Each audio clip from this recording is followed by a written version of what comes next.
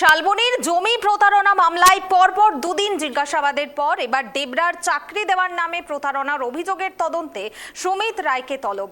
সোমবার নির্ধারিত সময়ে ভবানী ভবনে হাজির হন অভিষেক বন্দ্যোপাধ্যায়ের আত্মসহায়ক। চাকরি দেওয়ার নামে কোটি কোটি টাকা লেনদেনের অভিযোগকে সামনে রেখে একাধিক প্রশ্নের উত্তর খুঁজছেন তদন্তকারীরা।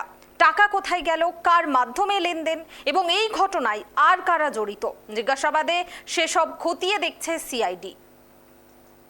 শালবনী থানায় জমি দুর্নীতির যে অভিযোগ দায়ের হয়েছিল সেই অভিযোগের ভিত্তিতে সিআইডির তলবে ইতিমধ্যেই শনিবার এবং রবিবার দুদিন প্রায় 18 ঘন্টারও বেশিক্ষণ ধরে জিজ্ঞাসাবাদ করা হয়েছিল অভিষেক বন্দ্যোপাধ্যায়ের আত্মসহায়ক সুমিত রায়কে।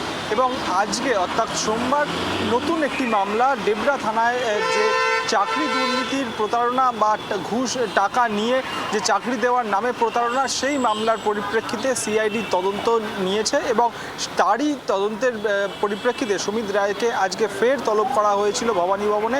সুমিত রায় আজকে ঠিক 10:44 ভবানী ভবনে এসে উপস্থিত হয়েছেন। এখনও পর্যন্ত তাকে কিন্তু জিজ্ঞাসাবাদের প্রক্রিয়া ইতিমধ্যে শুরু করা হয়েছে।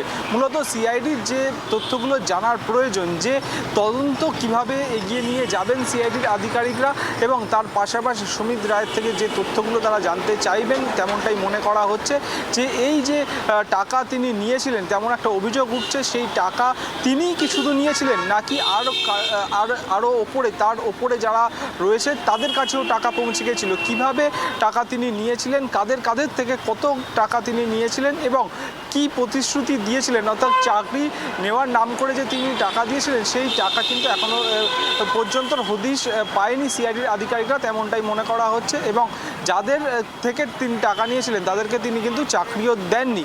এই প্রতিশ্রুতি তিনি কিভাবে দিলেন, তার মাথার ওপরে হাত কাদের ছিল, বা এই টাকা কোথায় কোথায় রয়েছে বা কোথায় কোথায় সাইফোন হয়েছে, এই সমস্ত কিছুই কিন্তু সিআইডির তদন্তকারী আধিকারিকদের জানার প্রয়োজন রয়েছে। তার জন্যই আজকে সুমিত রায় অভিষেক বন্দ্যোপাধ্যায়ের আত্মসহায়ক ডেবরা থানায় যে চাকরি দেওয়ার নাম করে টাকা নেওয়ার প্রতিশ্রুতি দিয়েছিলেন, সেই প্রতারণা মামলাতে সুমিত রায়কে তৃতীয় দিনে আজকে আবার ভবানী ভবনে তলব করা হয়েছে। তাকে কিন্তু ইতিমধ্যে জিজ্ঞাসাবাদের প্রক্রিয়া শুরু করেছেন সিআইডির আধিকারিকরা।